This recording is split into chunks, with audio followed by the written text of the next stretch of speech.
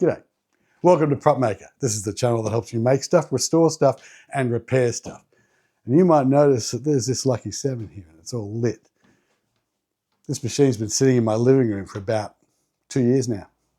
It's owned by a friend of mine. His name's Pete. He said this thing hadn't run in a couple of decades or so. He's never seen it actually operating. It's operating now. I'm going to tell you how I did that. Right now. Roll the thing.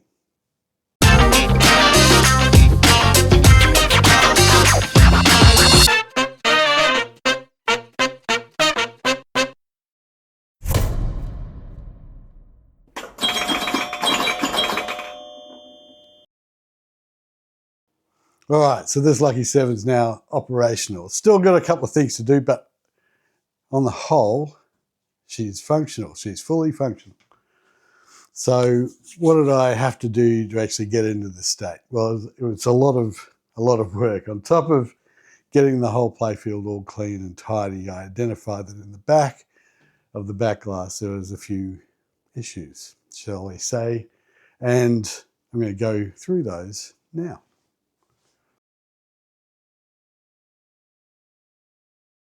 So what did I have to do to actually get this operational? So I assessed the situation inside this back box, and there was quite a few issues. I didn't know whether, it hadn't been on, I hadn't actually seen it on, Pete hadn't seen it on. All we know is it hasn't run in a long time. And so I started where we normally start, where the power comes in. It goes then from this transformer to this power supply board, and then the rest of the game, which is the CPU area, or the CPU board, MPU board, some people call it, and then the driver board down here. And it looked like there was issues on all of it. So there was a broken battery pack sitting up here.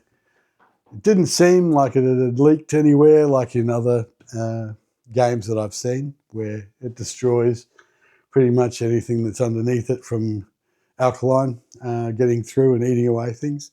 So that was good. So that was the very first thing I did, was I ripped that battery pack out because I didn't want those batteries that were still in this game to do any of that. That was about 2 years ago. After I cleaned the playfield, that's probably the very first thing that I did was add this battery pack, and I've added it now, and I've actually put a remote battery pack here, and it's attached to the wall via Velcro, and it'll just stay there out of the way and not harm anything. So anyway, let's get back to where I first attacked things. We checked out the transformer. I made sure, using a multimeter and when applying some power to the transformer where everything else is unplugged, that the points on the transformer were actually giving the right voltages, and they were. So at each of the, I think 6 or 8 points, I'll confirm that, and I'll probably cut to some B-roll on the schematic, which shows you that I actually got the correct voltages on each of those points. From there, I traced the wires going out from that transformer because I had to figure out what someone had actually done. There were, when I opened this up, there were wires grafted from the power supply socket here. There were wires cut, lots of yellow wires tapped into soldered into a fuse board that's down here, which wasn't in the original schematic. So I know something had been done. I'll get to that in a minute, but that was, ended up being actually all right. I initially replaced, so once I confirmed that the voltages were right and that the bridge rectifiers were receiving the right voltages as well coming in, I then set about doing the next step, which was making this game a bit safer. Most of the Williams machines had a little bit of a fault where there was no fuse built into where the voltage comes in to the to the bridge rectifiers, there was no fuse in between, which meant that if things went awry, those things get hotter and hotter and hotter, and there was no fuse there, so it generally could catch itself on fire or do all sorts of horrible things. With the power coming in to the bridge rectifiers, so I've added fuses for each one of those two bridge rectifiers to make it a bit safer. And those fuses that are now in place are 8 amp slow blows. And look, let's see if I can move you out and show you what they look like. So now we have 2 fuses, and the 8 amp slow blows are there in place coming from these bridge rectifiers down here. All in all, that's pretty cool. A lot safer, and it will not tend to catch itself on fire. So what's next? So the power was coming in. I then checked these plugs in the power supply board. This power supply board had Frankenstein bits soldered onto it and things like that. So there were wires coming up from under the Playfield and directly soldered straight onto some of the fuse holders on this power supply board. I did buy a new power supply board, and that I bought off a friend who manufactures them here in South Australia. I ended up realising that that some of my issues when I was trying to diagnose, I was swapping the old board back in and out when I was mucking around and doing things. That the old power supply board is functioning quite well and quite fine. All the correct voltages on all of the plugs. I did recondition it a little bit. I replaced all the fuses. I took off the Frankenstein solder that was sitting here on one of the fuse holders. And that's when I realised what this fuse board that was underneath was all about. So someone had updated the power supply from a system 3, and what I think they just took it up to a notch where it was more like a system 6, where they took all the yellow general illumination lights and moved them off the power supply board, therefore giving it a lot less stress, and running them through their own, one through a standard sort of straight through fuse board, and another one going through a nice 20 amp, actually it's a 15 amp fuse there for the general illumination lights. So once I realised that, I desoldered the Frankenstein bit, put everything back to normal, checked my voltages, especially at the top here. This is the stuff that basically it supplies voltage to the rest of the board, including the scores and everything. So that was all checking out fine. So I used the old board and continued to use it. And I would prefer, I sort of have the philosophy that if you can repair the old stuff, let's keep the old stuff alive and going. And a lot of people just opt to replace, and that's fine too. If you are one of those people, you can send the old boards to me. That's all right. Send them here, care of PropMaker. Check out the description for details on sending me stuff. Okay, so once the power supply board was checked out fine, checked all the voltages that were coming out, and I basically just revamped the the grey rails that were going into this plug from the transformer as well. And I made sure that this plug, there's a plug there that holds 12 points in the socket. I made sure that each one of those were giving out the correct voltages, so that everything I know was checking out and going into the power supply, and all the correct voltages were coming out. So that solved the transformer, these fuse boards, the Frankenstein bits, and the power supply board itself. Then I got on to, I guess, the more hard stuff, which was looking now at the MPU board and the driver board. First one I attacked was the MPU board. The MPU board had a few things up with it. So there was sockets that were on that board which are called Scan B.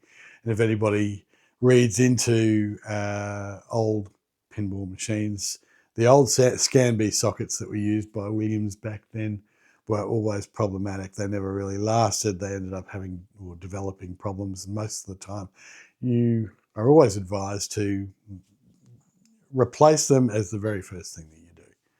So I replaced all of the Scan B sockets for this main CPU chip, and also this chip which also drives a bunch of stuff up here. They're both the same sort of footprint of PIA.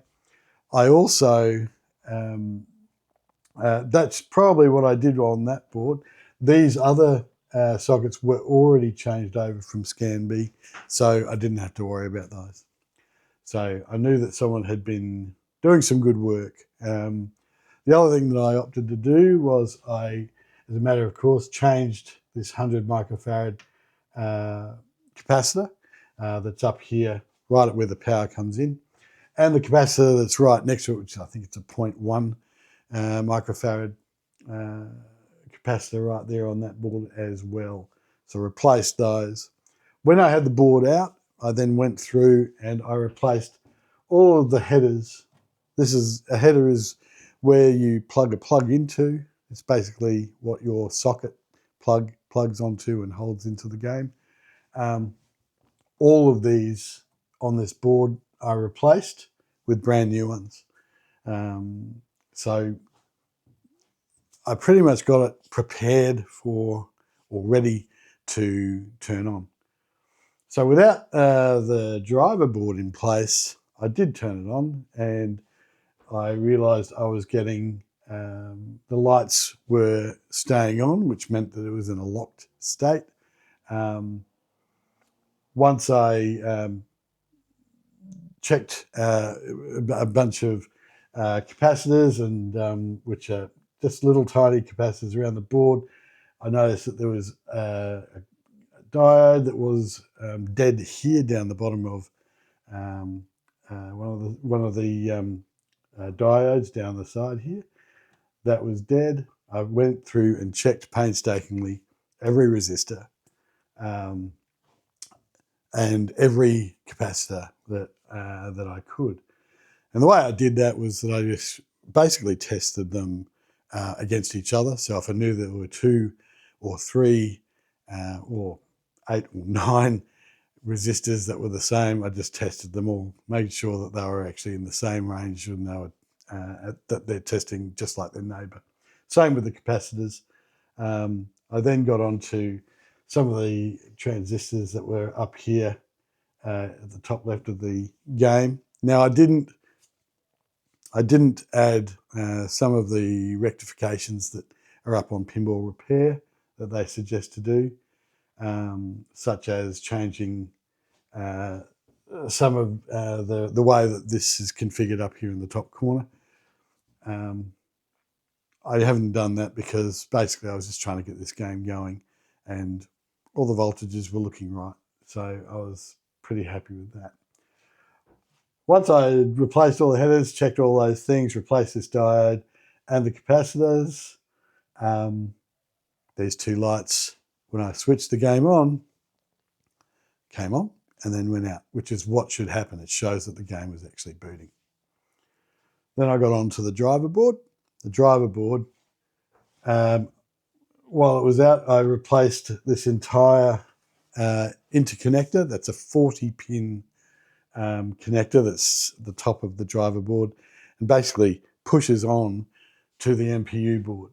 The MPU board, I didn't replace those pins because each one of those pins generally are all right. So I did clean them up with a little tiny fine wire brush, got them all nice and shiny. But when I had this driver board out, I basically desoldered the existing ones, which looked a bit old. Some of the female pins, that the pins from the MPU board that were poking through, some of them were broken off inside their own little housing.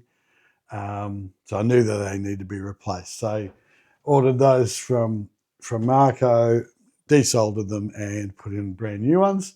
I also changed every single one of the headers on this board. Then I inspected the rest of the board, and I noticed that down here, a whole bunch of these tip I think they're tip 43Cs. About 3 or 4 of them were ready to just break off at the touch, and in fact, the very top one was missing altogether. I found it in the bottom of the machine. So yeah, about 2 or 3. Hang on, I count ones that I did. 1, 2, 3, 4, 5 of those were replaced. I checked all of these other transistors and they were fine. These resistor board had been put in. That looks modern and someone had done that. So that was good. Someone was working this board properly before. I then inspected these sockets for the PIA chips here. They sort of control lamps, switches and coils. And I went through and made sure that they weren't Scan B sockets. And I think from memory, yeah, they were all right. They had already been replaced. They weren't Scan B. They were a similar format to the Scan Bs, but I couldn't find the word Scan B written on them. So I assume they're better than the ones that were in there when that first started. I then went and my attention went to the transistors that normally control things, and that is down here in the lower left-hand side of the board. And I discovered after that some of those transistors were also problematic, as in legs were broken off. There was over soldering, if that's a word, where the solder was built up on both sides of the board so much that it was very, very close to its other leg of the transistor. Things just didn't look at all safe. You know, there are voltages that are going through these things that could do some horrible stuff. So the ones that looked problematic, I replaced, and I think I can go through and I'll put up on screen that I did replace. One that was up here. I'll put the names of those sockets up here on the screen. But this one here, actually, I can grab my little sheet. I'll tell you what they were.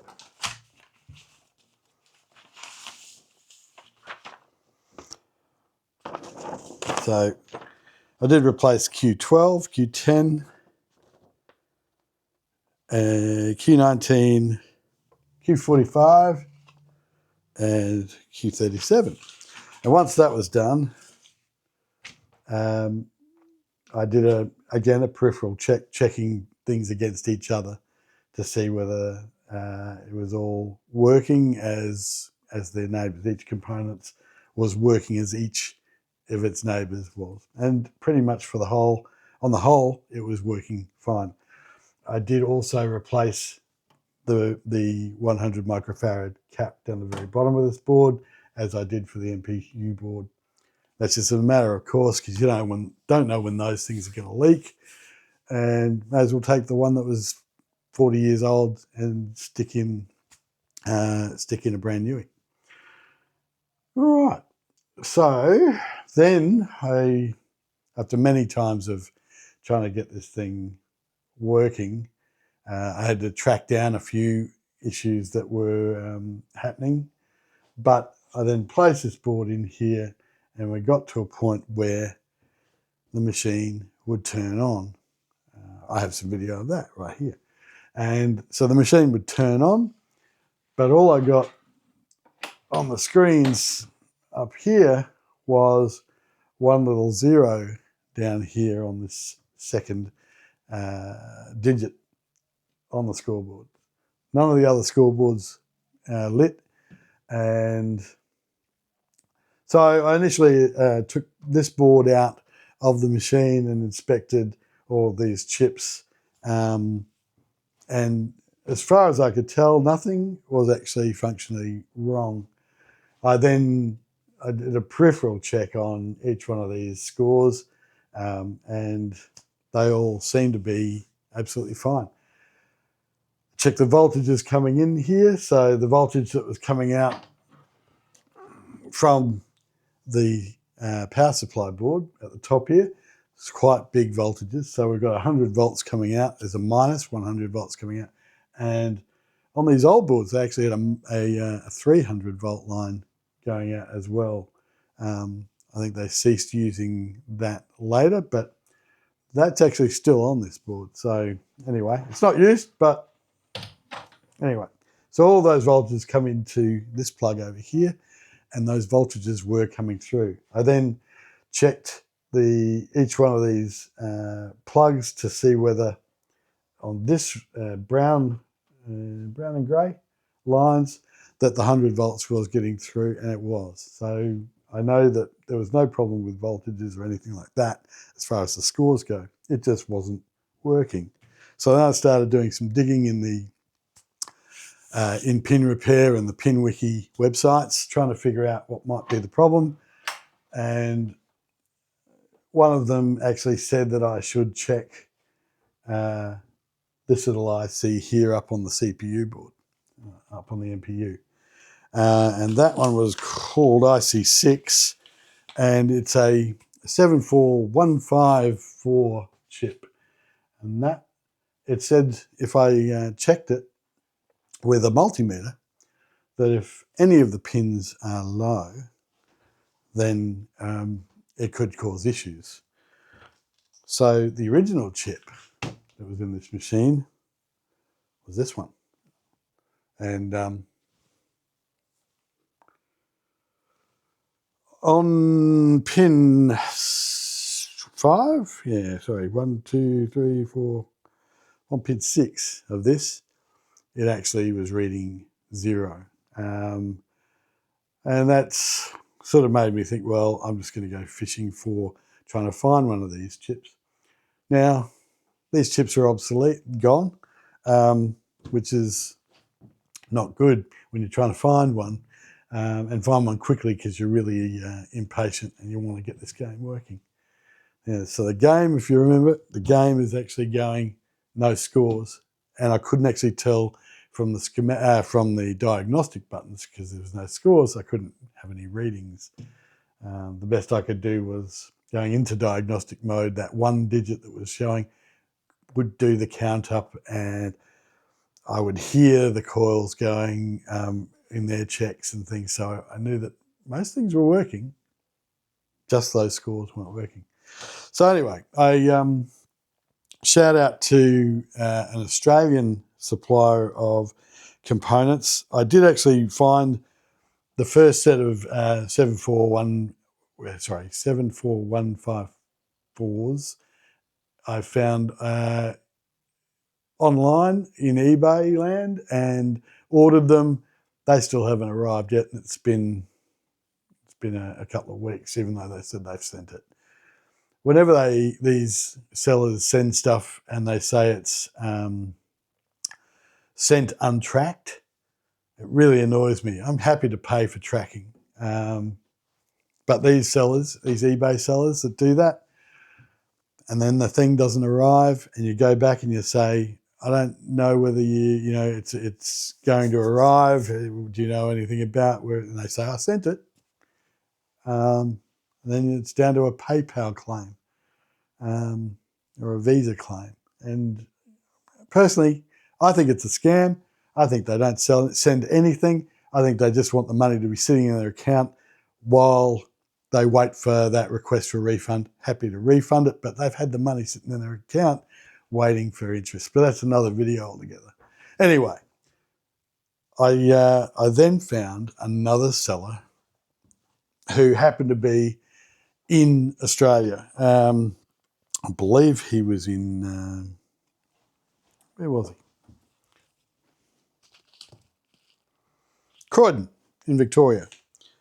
And shout out to these guys because I ordered it only a matter of days ago, and a few days later from semiconductors from these guys.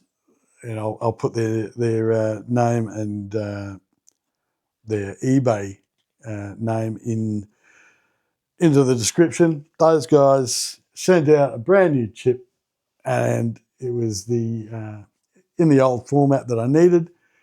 So that Dakota chip is now replaced, and that was my suspect chip. A little bit more on these chips though. So they are obsolete, so they've been replaced with a new Dakota chip, which is a different format. It's a thinner chip, so you've got to create almost an adapter in order. I think you can get an adapter from some places on the internet, but to buy the adapter was another $12, which I would have had to get shipped, which would have added another $20. Yeah, I think Chip Quick make an adapter. So shout out to them. Like if you're in America or any of those places, it's probably really cheap to get a whole batch of them sent to you. But in Australia, it's not really an option to get an adapter board, which is a tiny little PCB, which has put your thin chip on, and it just gives you the legs. When you're paying $50 landed and you end up having to buy 3 or 4 of them just to make it worth your while, I don't know. I'm even thinking about dabbling in making my own and selling to Australian pinball people because why? Yeah, I don't get it. Anyway, all right, so I did place this chip in here as the very last piece of the puzzle, and I tried it this morning, and now I've got all my my scores. The scores are actually up and working, and I did check playing the game, all 4 players, that they do function as normal. So a couple more things left to do on this machine before it goes home. I need to lift this board a little bit somehow. I'll have to read on how to do that. I do notice that there has been some sort of damage to that bottom hinge where it looks a little bit on a lean, but I'll grab the back glass and you'll see what. So with the back glass in place,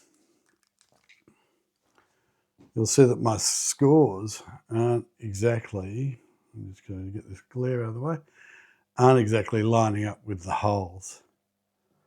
This one's even covered up halfway, and there's a big gap at the top. Same with this one over here. All the rest of the things, like game over and all those things, are showing fine. So I need to figure this backboard out, try and lift it up a little bit. I also need to put some leg levelers,